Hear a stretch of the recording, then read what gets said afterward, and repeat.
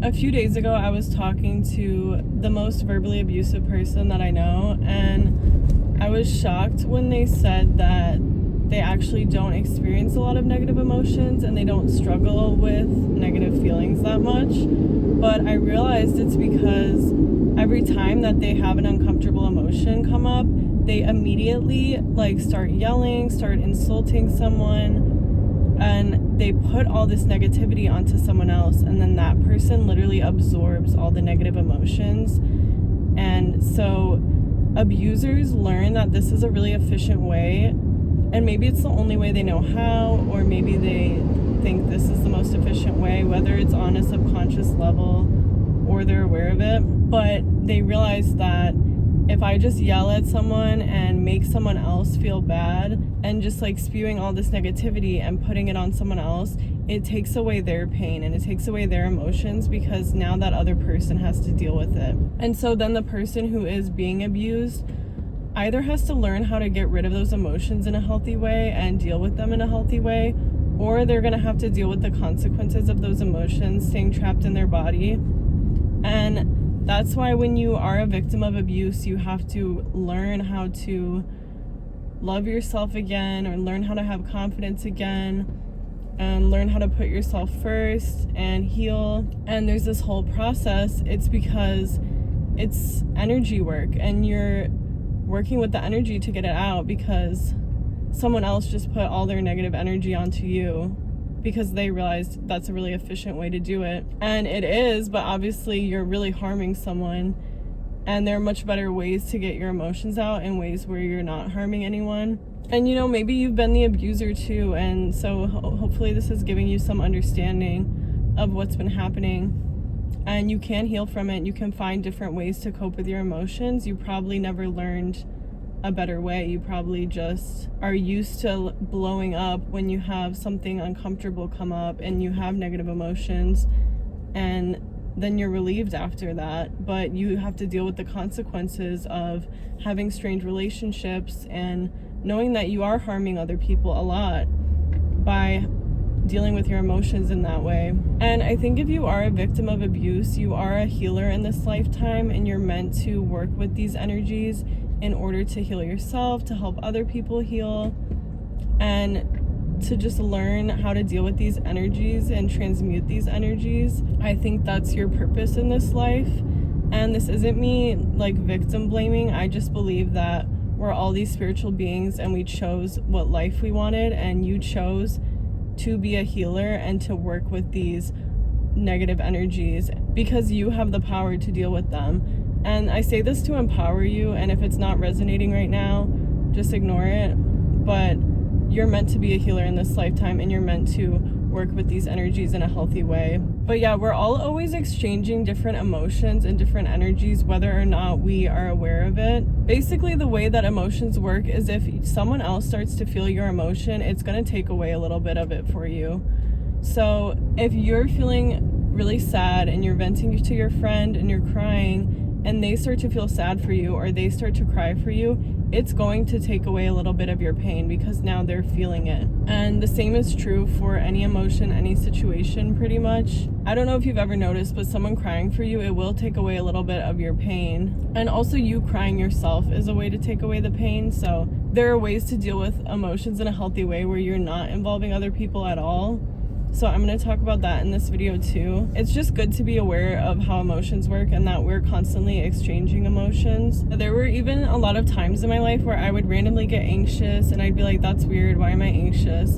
And then my friend sitting next to me would be like, I'm really anxious about this thing right now. And I'd be like, whoa, I think I just picked up on that. I wouldn't say that, but I would realize it. And I had a friend too tell me a couple of weeks ago that she, growing up, would get anxious, and she would start to notice that the people around her would become anxious because of her anxiety. And she was aware that she was putting it on other people. And that was really interesting to me, because I always felt like I was observing myself feeling other people's emotions, but I wasn't as aware of when other people were feeling my emotions. But obviously there's different levels to it. Different people feel different amounts of people's emotions depending on your energetic boundaries.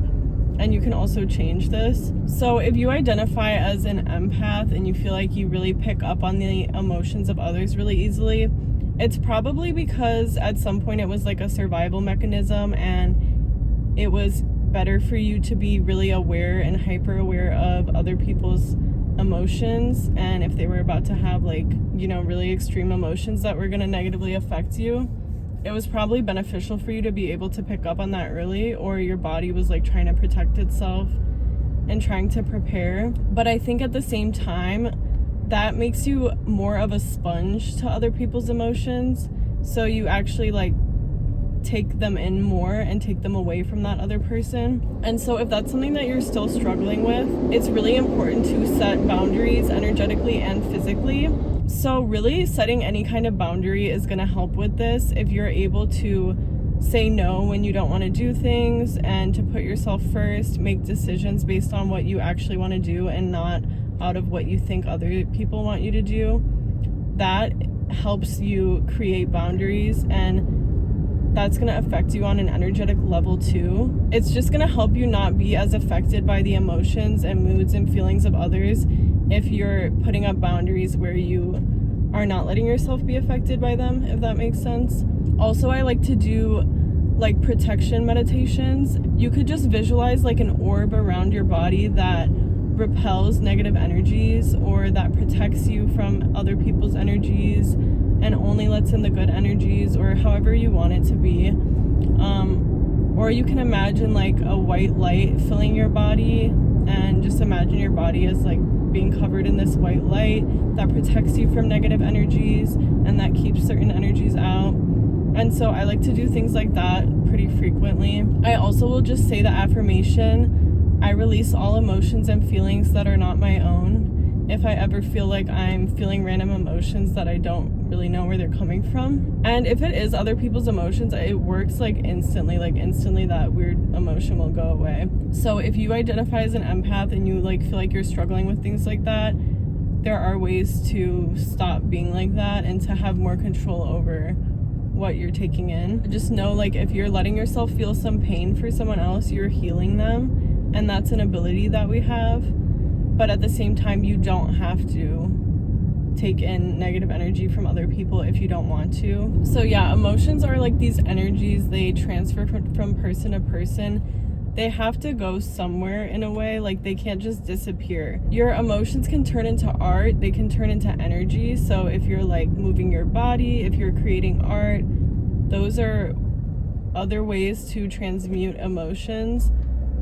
But they also could just like transfer from person to person. And then you also can change emotions from one emotion to another. So some actually healthy ways to deal with emotions where you're not just bouncing them from person to person, or you're not turning them into another emotion, is creating some type of art.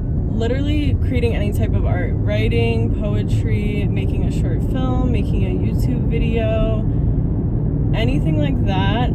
You're transmuting that emotion because you're turning it into like a physical product, and then that thing is going to take your pain away, going to take some of those emotions away, and going to heal you. And art obviously also helps other people who relate to it, who see themselves in it, who feel validated by it, knowing that you went through it too, or whatever it is. You're helping other people by creating this art, and so you're turning pain into healing and into positive emotions. And even just by watching things and, you know, maybe it makes you cry, that's cathartic, and that is a way to release emotions. Because another way to release emotions is to cry. Crying is an amazing way to release emotions. Or any type of movement, moving your body. Especially if you have like anxiety, it's really good to do some type of exercise, any type of body movement that you feel like doing. Because when we have anxiety, our body is in fight or flight, and it thinks it needs to like fight or flight. So if you can exercise or like do jumping jacks, do whatever, run around, then your body's like, okay, like now we fought off the threat and now we can release this anxiety. Really, any emotion can be moved out of your body through movement, through yoga, dancing, anything. I would say just listen to your intuition and do through that, but just be aware of when you're having uncomfortable emotions and learn how to transmute them and try to get them out of your body. Also, it's really important to sit with the emotion as long as you can and actually be present with it, because a lot of times we are distracting ourselves. So if you're feeling a negative emotion and then you're drinking or you're watching TV to distract yourself, you're scrolling through TikTok, whatever it is, well, now the emotion's just in your body because it didn't go anywhere. You didn't express it. You didn't let yourself feel it. So now it's just stuck in your body, and that's part of what contributes to physical health issues.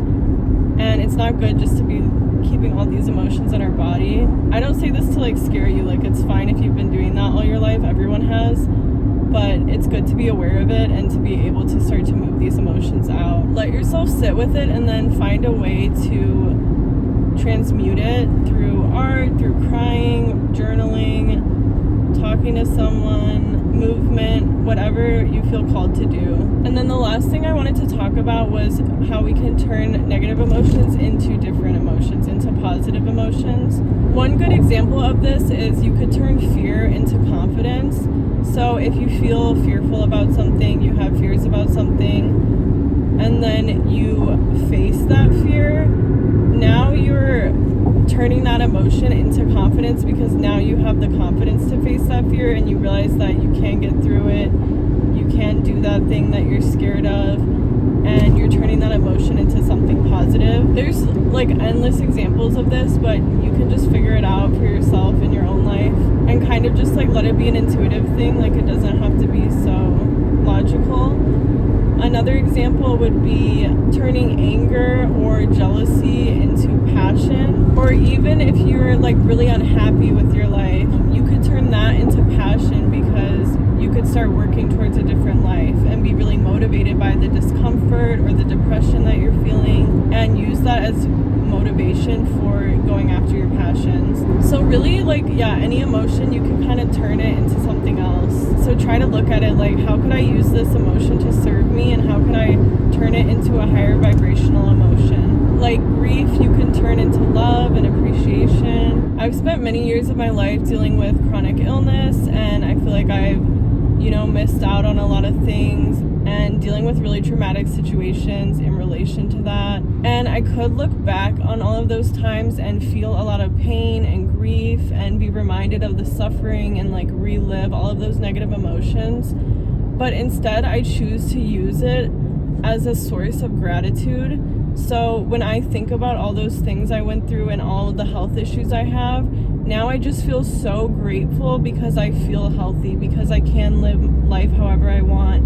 And I just have this endless source of gratitude because of it, where I realize how lucky I am to feel good and to be able to do whatever I want and to have a brain that's working well and have a body that's working well. And that pain is such a source of constant positive emotions for me. So just understand that there's always a different way to look at things, and you really have the power to transmute emotions into more positive ones and to use all of them to your benefit. And our weaknesses really become our strengths when we learn to overcome them and we learn how to help other people. And it's like, if you never went through the bad things, you wouldn't have the skills and the experience and the knowledge and the wisdom that those things gave you. And also, like, it's really amazing to be able to relate to so many different people and to be able to understand people and empathize with them. And so all the hard things you've been through, that's given you the ability to connect with people and to understand people and to help them feel understood and feel validated and to teach them how to heal themselves. But yeah, I think that's everything I wanted to talk about. Thank you so much to everyone who leaves a comment. Your comments really motivate me to keep posting and really mean a lot to me. Thanks so much for watching, and I hope you have an amazing day.